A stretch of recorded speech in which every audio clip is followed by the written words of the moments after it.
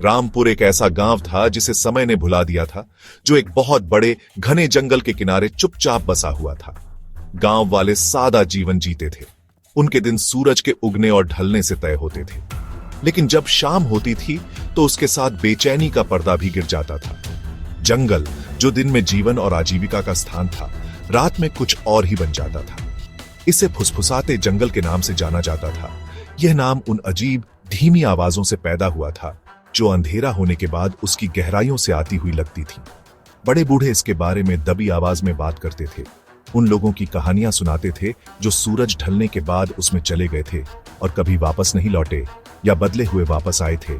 उनकी आंखों में डर की एक स्थायी छाया थी। कहानियां गांव के ताने बाने का हिस्सा थीं।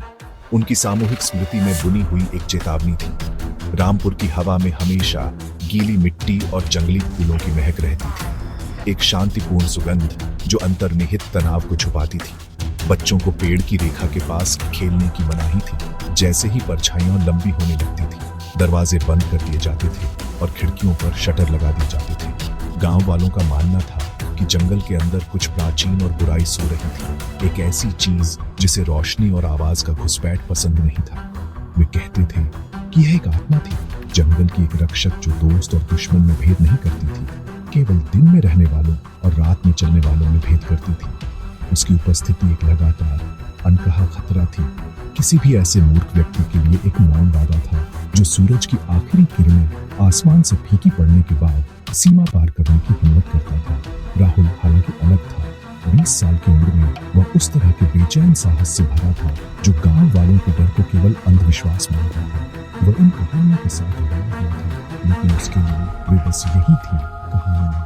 वह जंगल को डर की जगह नहीं, बल्कि एक चुनौती, एक रहस्य मानता था जिसे पर्याप्त साहस वाले व्यक्ति द्वारा सुलझाया जाना बाकी था। उसके दोस्त अक्सर उसकी निडरता के बारे में मजाक उड़ाते थे, लेकिन वे भी रात में जंगल के बारे में उसकी जिज्ञासा में शामिल होने की हिम्मत नहीं करते थे।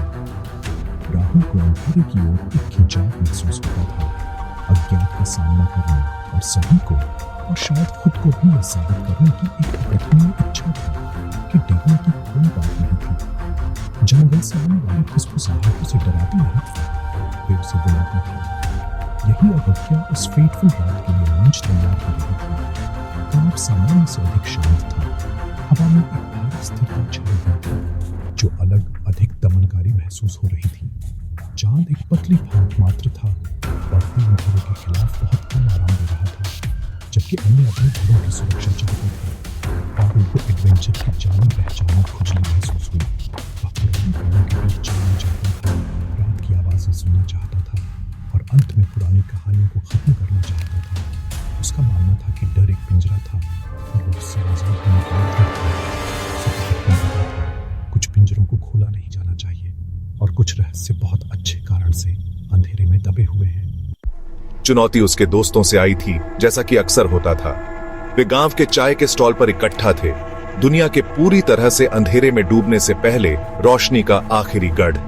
अगर तुम इतने बहादुर हो राहुल, समीर ने ताना मारा, तो आज रात जंगल में क्यों नहीं जाते और उस सफेद ऑर्किड को वापस नहीं लाते जो पुराने बरगद के पेड़ के पास उगता है। वे कहते हैं कि यह केवल बिना चांदनी रात में खिलता है। चुनौती हवा में लटकी हुई थी, राहुल के गर्व पर सीधा हमला। उसे पेड़ की जगह पता थी।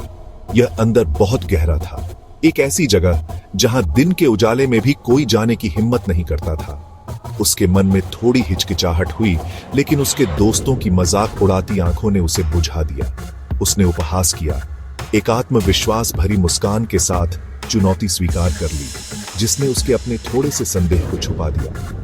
एक टिमटिमाती मशाल और साहस से भरा दिल लेकर राहुल गांव की सीमा पार कर जंगल के इंतजार करते मुंह में कदम रखा। बदलाव तुरंत और स्पष्ट था। गांव की परिचित आवाजें उसके पीछे छूट गईं। उनकी जगह एक परेशान करने वाली चुप्पी ने ले ली, जो किसी भी शोर से ज्यादा तेज थी। हवा भारी और ठंडी हो गई। उसकी त्वचा से एक नम कफन की तरह चिपक गई। पत्तों की हर सरसराहट, उसके पैरों के नीचे टहनी की हर चरमराहट दम घोटने वाली शांति में एम्प्लीफाइड लग रही थी। उसकी मशाल की रोशनी ने घने अंधेरे में एक पतला, कांपता रास्ता बनाया, जो नॉटेड जड़ों को ग्रास्पिंग क्लॉज की तरह दिखा रहा था और परछाइयों को उसकी दृष्टि के किनारे पर नाचते और मरोड़ते हुए दिखा रहा था। वह और गहरा चलता गया, एक ऐसे रास्ते पर चलते हुए जिसे वह अपने बचपन के एक्सप्लोरेशन से मुश्किल से याद कर पा रहा था। जंगल अब अलग लग रहा था, एलियन और हॉस्टिल। फुसफुसाहट उसके तुरंत बाद शुरू हो गई।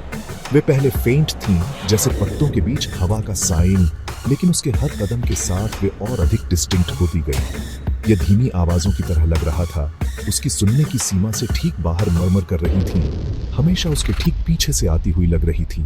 वह अपना सिर घुमाता, उसकी मशाल की रोशनी अंधेरे को चीरती, लेकिन उसे इम्पेनेट्रेबल पेड़ों की दीवार के अलावा कुछ नहीं मिलता। डर की एक ठंडी गांठ उसके पेट में कसने लगी। एक प्राइमल इंस्टिंक्ट जिसे उसने लंबे समय से दबा रखा था, अब उसे वापस मुड़ने के लिए चिल्ला रहा था। बढ़ते डर के बावजूद उसका गर्व उसे आगे धकेल रहा था। वह राहुल था, निडर वाला। वह खाली हाथ वापस नहीं लौट सकता था और अपने दोस्तों के रिडिक्यूल का सामना नहीं कर सकता था। उसने आवाजों को रैशनलाइज करने की कोशिश की। यह सिर्फ हवा थी, जानवर थे। उसका अपना दिमाग उसके साथ चालें चल रहा था, लेकिन देखे जाने का एहसास अनडिनायबल था। यह एक पैल्पेबल उपस्थिति थी, उसके कंधों पर एक बोझ, उसकी गर्दन के पीछे प्रिकलिंग सेंसेशन जो उसे बता रही थी कि वह अकेला नहीं था। जंगल जीवित था और उसे पता था कि वह वहां था। उसने अपनी मशाल को और कसकर पकड़ा। उसकी रोशनी एक उपकरण से कम और एक फ्रैजाइल ढाल की तरह ज्यादा लग रही थी, जो उसे चारों ओर से घेरे हुए विशाल सांस लेते अंधेरे के खिलाफ थी। पुराना बरगद का पेड़ आखिरकार उसके सामने आ गया। उसकी हवाई जड़ें किसी प्राचीन राक्षस के उलझे हुए बालों की तरह लटकी हुई थी। वहीं उसकी जड़ में ऑर्किड था, एक अकेला घोंसली सफेद फूल जो अंधेरे में हल्का हल्का चमक रहा था। राहुल को राहत की एक लहर मिली जब उसने उसे सावधानी से तोड़ा। उसने यह कर दिया था। उसने फुसफुसाते जंगल का सामना किया था और जीत गया था। लेकिन जैसे ही वह जाने के लिए मुड़ा, एक आवाज ने उसे वहीं रोक दिया। इस बार यह फुसफुसाहट नहीं थी, बल्कि एक भारी टहनी के टूटने की एक अलग आवाज थी, जो किसी छोटे जानवर के कारण होने के लिए बहुत तेज थी। यह उसके पीछे कहीं से आई थी, करीब से। उसने अपनी मशाल को चारों ओर घुमाया। उसकी किरण अंधेरे को फ्रैंटिकली काट रही थी। कुछ नहीं, केवल शांत देखते हुए पेड़। वह वापस चलने लगा, इस बार बहुत तेजी से। उसका दिल एक फंसे हुए पक्षी की तरह उसकी पसलियों से टकरा रहा था। फुसफुसाहट वापस आ गई थी, लेकिन वे बदल गई थी। वे अब इंडिस्टिंक्ट मर्मर्स नहीं थीं, बल्कि उसका अपना नाम राहुल एक लंबी चिलिंग हिस में बुलाया जा रहा था। आवाज हर जगह से आती हुई लग रही थी, ऊपर की कैनोपी से, उसके बगल की अंडरग्रोथ से, उस हवा से जिसमें वह सांस ले रहा था। घबराहट शुरू हो गई, ठंडी और तेज। वह दौड़ने लगा। उसकी सांसें रैगेड गास्प्स में आ रही थी। उसके हाथ में ऑर्किड अब इनसिग्निफिकेंट लग रहा था, एक मूर्खतापूर्ण चुनौती के लिए एक मूर्खतापूर्ण इनाम। वह बस गांव की रोशनी फिर से देखना चाहता था। फिर उसने कदमों की आवाज सुनी। वे भारी थी, डिलिबरेट, उसके पीछे सूखी पत्तियों पर क्रंचिंग उसकी अपनी गति से पूरी तरह मेल खाती थी। जब वह तेजी से बढ़ा तो वे भी तेजी से बढ़े। जब उसने धीमा होने की हिम्मत की तो वे भी धीमे हो गए। उसका पीछा किया जा रहा था, शिकार की तरह स्टॉक किया जा रहा था। उसने पीछे मुड़ने की हिम्मत नहीं की। वह डर रहा था कि मशाल की रोशनी में वह क्या देख सकता है। जंगल जो पहले केवल मेनेसिंग लग रहा था, अब एक जीवित जाल की तरह महसूस हो रहा था, जिसे उसे फंसाने के लिए डिजाइन किया गया था। पेड़ खुद बंद होते हुए लग रहे थे। उनकी शाखाएं उसके कपड़ों से उलझ रही थी। उनकी जड़ें उसके भागते पैरों को फंसाने की कोशिश कर रही थी। हवा में से भरी थी, एक टेंजिबल फोर्स जो उस पर दबाव डाल रही थी। तेजी के एक डेस्परेट बर्स्ट में वो भागा। रास्ते की तरह पेड़ की जुड़ान से भागा था। उसके पीछे की आवाज तेज होती गई, हवा बढ़ती गई। उसे लगभग अपनी गर्दन पर एक ठंडी सांस महसूस हो रही थी। उसने अपनी कंधे पर एक क्विक ग्लांस लिया और एक स्प्लिट सेकंड के बाद उसकी मशाल की रोशनी में एक आंखों को रोशन किया। डार्कनेस का एक सिलुएट जो प्रकाश को प्रतिबिंबित करने के बजाय उसे अब्सॉर्ब करता हुआ लग रहा था। डिसजॉइंटेड पेड़ के साथ चल रहा था। लेकिन जंगल के फर्श पर इम्पॉसिबल स्पीड से ब्लीड कर रहा था। राहुल के गले में एक चीख फंस गई। यह कोई भूत या आत्मा नहीं थी, यह कुछ फिजिकल था, कुछ रियल, और वह उसका शिकार कर रहा था। वह पेड़ों की कतार से बाहर निकला और क्लीयरिंग में लड़खड़ाते हुए गिर गया। हवा के लिए हाँफ रहा था। उसके पैर उसके नीचे ढह रहे थे। उसने यह कर लिया था। गांव की बत्तियां दूर टिमटिमा रही थीं। सुरक्षा का एक बीकन। वह अपने पैरों पर खड़ा हुआ और तब तक दौड़ता रहा जब तक वह अपने घर के दरवाजे से टकराकर अंदर नहीं घुस गया। उसे अपने पीछे बंद कर दिया। वह लकड़ी से टिका हुआ था। उसका शरीर अनियंत्रित रूप से कांप रहा था। सफेद ऑनरकिड उसकी मुट्ठी में कुचला हुआ था। उसने इंतजार किया, कदमों की आवाज सुनने के लिए, दरवाजे पर खरोंच की आवाज सुनने के लिए, लेकिन वहां केवल शांति थी। जंगल अपनी सीमा पर रुक गया था, जैसा कि पुरानी कहानियों ने चेतावनी दी थी। वह एंटिटी जो भी थी गांव में प्रवेश नहीं करेगी। अगली सुबह सूरज एक बदले हुए राहुल पर उगा। ब्रावाडो चला गया था। उसकी जगह उसकी आंखों में एक खोखला हॉन्टेड लुक था। उसने जो हुआ था उसके बारे में बात करने से इनकार कर दिया। अपने दोस्तों के सवालों का केवल क्लिप्ड इवेसिव जवाब दिया। जब उन्होंने उसके चेहरे पर डर देखा तो उनकी मजाक उड़ाती हंसी उनके गले में ही मर गई। वे जानते थे कि उसने जंगल में कुछ देखा था, कुछ ऐसा जिसने उसकी आत्मा को तोड़ दिया था। राहुल ने जंगल की दिशा में देखने से भी परहेज किया। फुसफुसाहट उसका पीछा कर रही थी, हवा में नहीं बल्कि उसके दिमाग के अंदर। परिचितता के पर्दे के ठीक बाहर छिपे हॉरर्स की एक निरंतर फेंट याद दिला रही थी। उसने मुश्किल से सीखा था कि कुछ किंवदंतियां सच होती हैं। एक हफ्ते बाद पड़ोसी गांव की एक बूढ़ी औरत जो जंगल के रहस्यों के बारे में अपने ज्ञान के लिए जानी जाती थी, रामपुर आई। राहुल के इनकाउंटर की दबी हुई अफवाहें सुनकर उसने उसे ढूंढ निकाला। उसने आखिरकार अपनी कहानी सुनाई। उसकी आवाज मुश्किल से एक फुसफुसाहट थी। बूढ़ी औरत ने धैर्य से सुना। उसकी अभिव्यक्ति ग्रिम थी।